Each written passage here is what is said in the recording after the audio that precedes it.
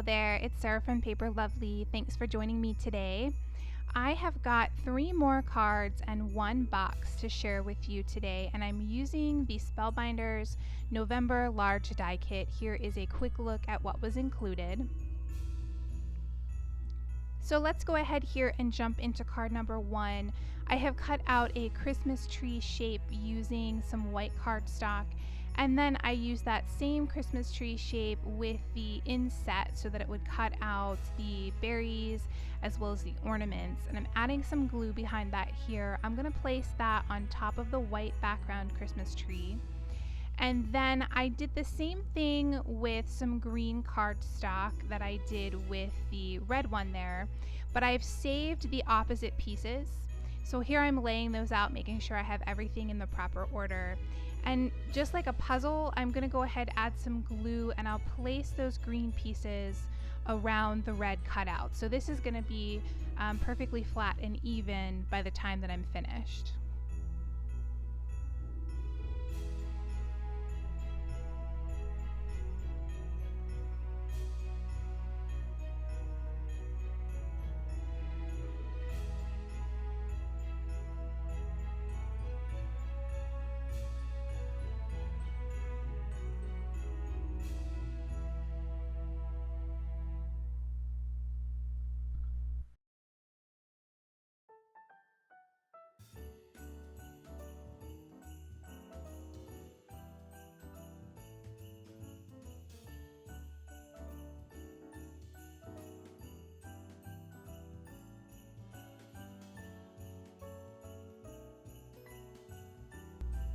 Here I'm adding a little bit of glue to all of those red ornaments. I went ahead and used the separate die to cut those out from some of the gold mirror cardstock. So I'm going to place those down, and that'll give my tree a little bit of shine.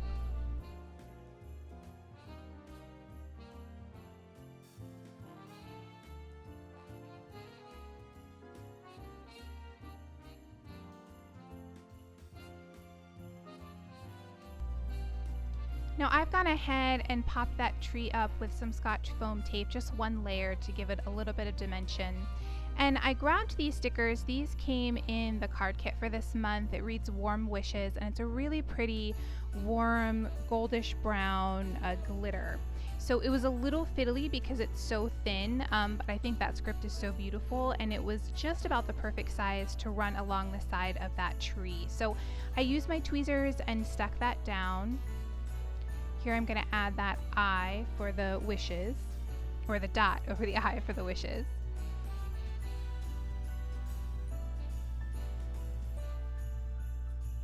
And then I'll add a little bit of art glitter glue behind that tree and go ahead and place that down on top of my card base. And this card base is made from Neenah Solar White 80-pound cardstock.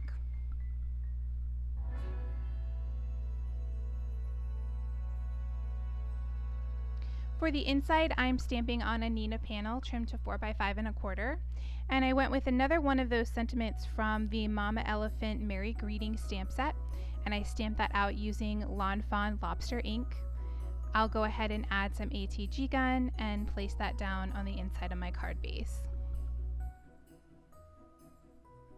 And that will complete card number 1.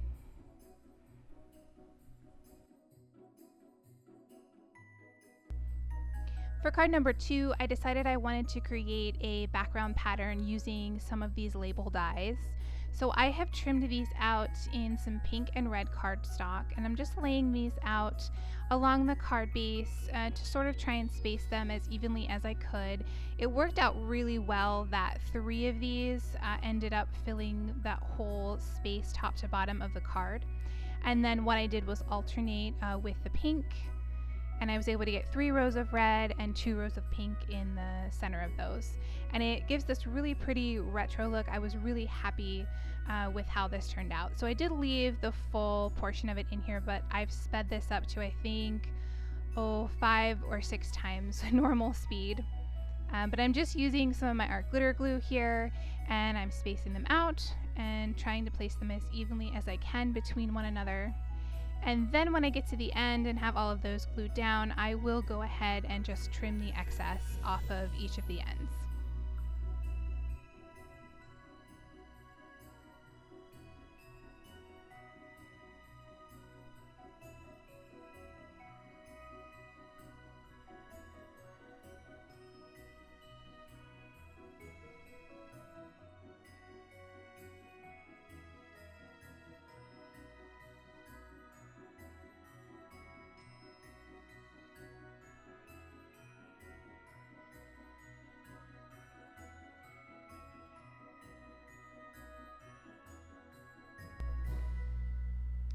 Okay, so for the sentiment on the front, I'm actually using one of the dies from the small die set this month that reads Merry Christmas, and I have trimmed that out using some green cardstock.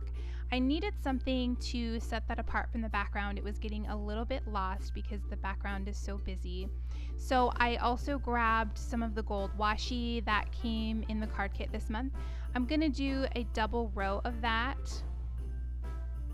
And then I will go ahead and glue down the Merry Christmas on top of that, just leaving a little bit of each word hang over the top and bottom. And I'll go ahead again and use my art glitter glue to place those down after I trim off that excess from the edge here.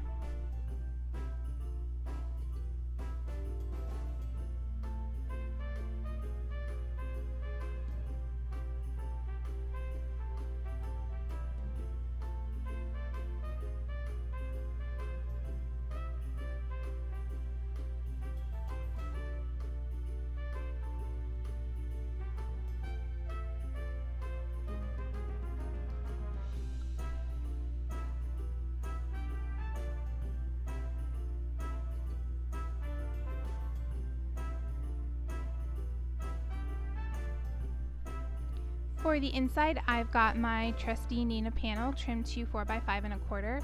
I'm going to stamp out the sentiment, "It's time to jingle," and that is from the Mama Elephant Jingle Greeting stamp set. I'm using Stampin' Up's Garden Green to stamp that out.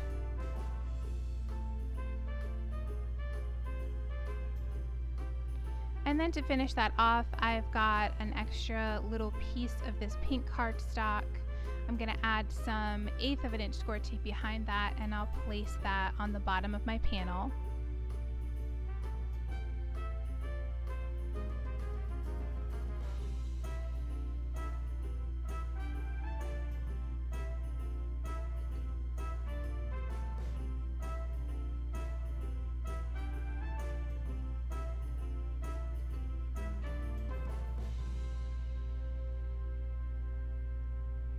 I'll go ahead then and trim off the excess, add some ATG to the back of that, and I'll place that inside of my card base.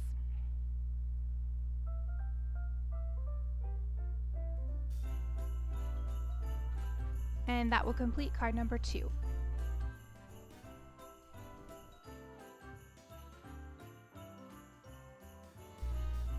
For card number 3, I'm using some more of that pink cardstock, and I'm trimming out a panel using my MFT Blueprints 32 frame die.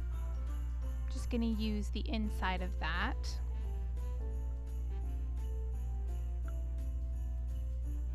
And then here I'm taking that insert, which has the strands of berries as well as the ornaments on it, and I'm not using the outside tree die. So this is just going to cut out an opening showing the ornaments rather than an actual shape of the tree. Here you'll see that's just the tree shaped die, and I'm running that through with some acetate. So I'm going to create a shaker here, and this is based off of the sample that was included in with the die set. And I had started putting down my foam tape, and then I realized that I forgot to add the acetate, so that's why I'm about halfway through here.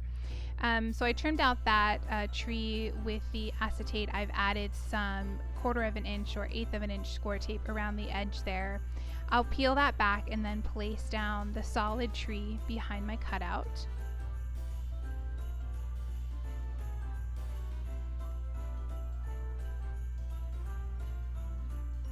And then I'll go ahead and finish adding my Scotch foam tape.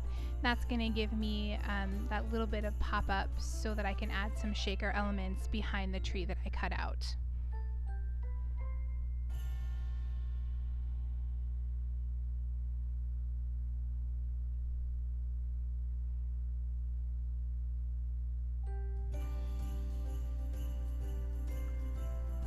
So I've grabbed some gold glitter. This is from Target.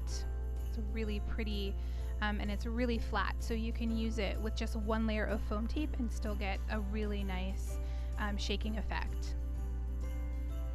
So I'll pile that up there, and then I'm gonna go ahead and pull off the backing from that Scotch foam tape. Oh, before I do that, I take my anti-static tool, just going around the edge of that foam tape to make sure that the sequins won't stick. And now I'll pull away the back of that foam tape. I'm gonna line that over top of my card base and center that as best as I can.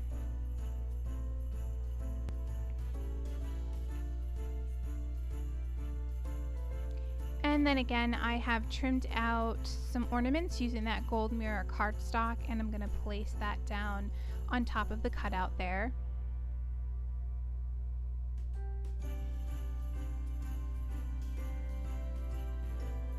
I also trimmed out the star for the top of the tree, and I will go ahead and place that down.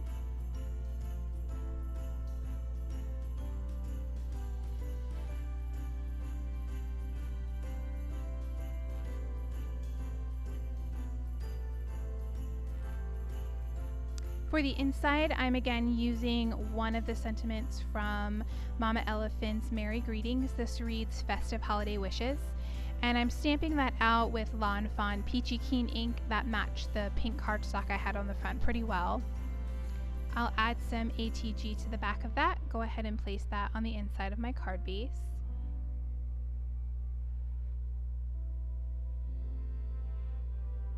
Then I decided that this needed a little something more, so I'm grabbing my Marvy Snow Pen, and I decided to add some little popped up dots to go along what I think are supposed to be sort of a berry trim on the tree, but I decided that I would make mine white.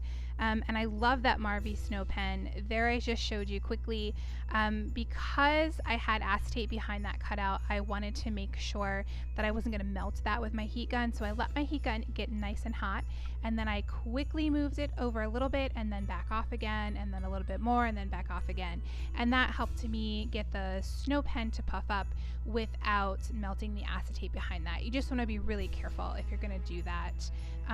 If I had thought of it, I probably should have done that before I put the acetate and made the shaker window. And there you got a final look at card number 3. Okay, so now I'm going to work on putting together the Christmas tree shaped treat box. So there you can see out of the red, I am cutting out the tree shape that has the star at the top, as well as a little flap at the bottom. I'm going to cut that out twice. And then there you see I've got the sides and the front and the back of the box. You're going to cut that out twice as well. Here I'm going through and I'm just scoring everything on those score lines that the dies created.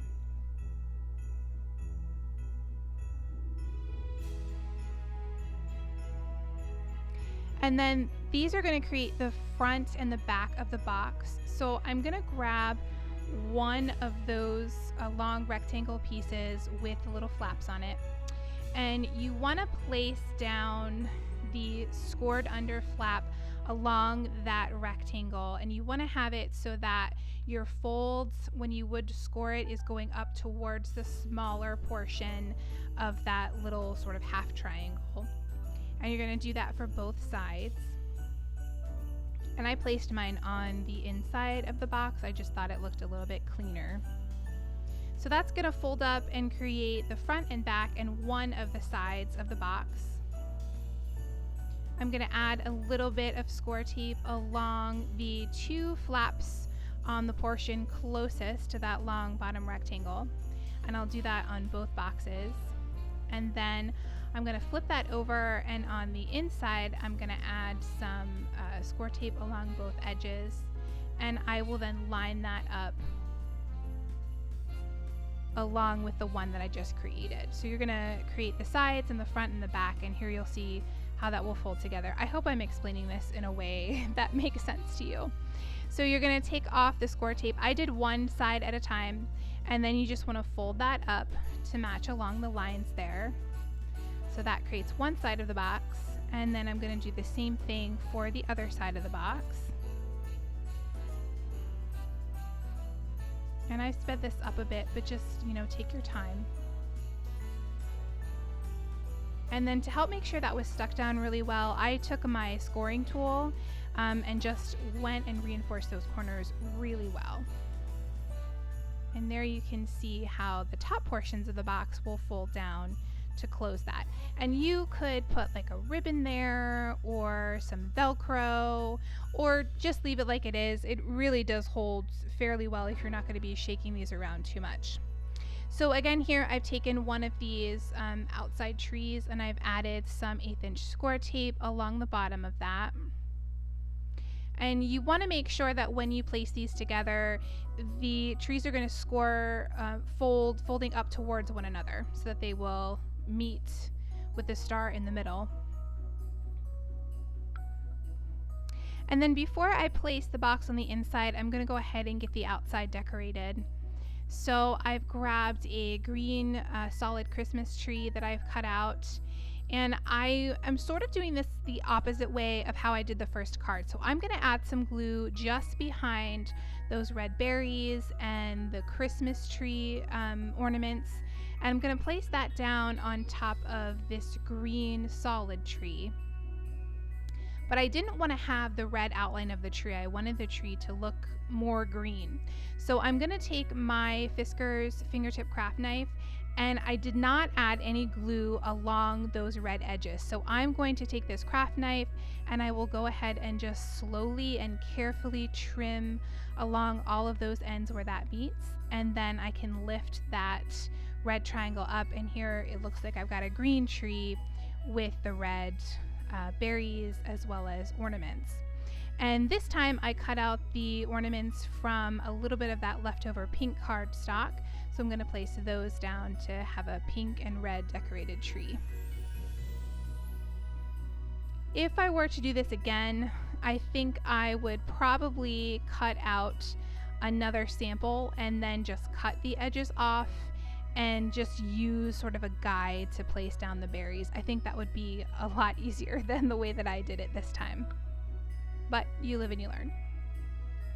So I've went ahead and glued that down on top of the red Christmas tree base.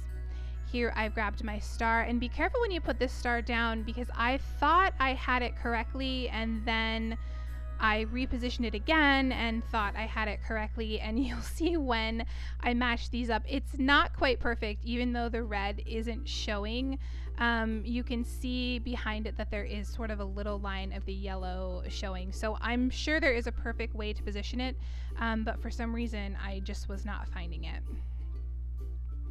So for the back, I cut out the tag, the larger tag, using some green, and the inner tag using some red. And then I grabbed one of the numbers, the number 8, and trimmed that out in pink, just as a sample.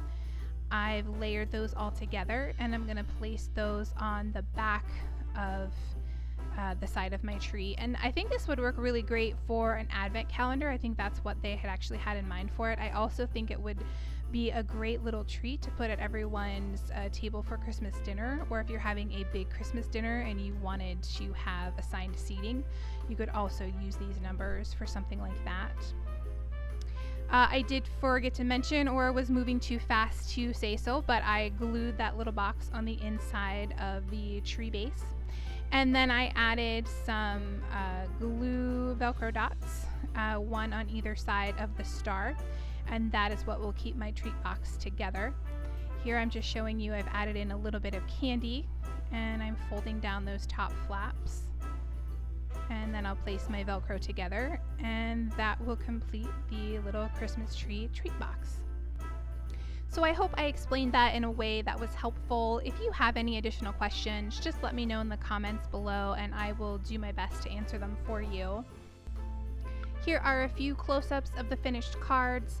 In the description box below, you'll find my blog post, which has additional photos and links to the supplies I used.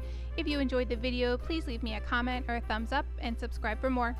Thanks again for watching, and I'll see you in the next video.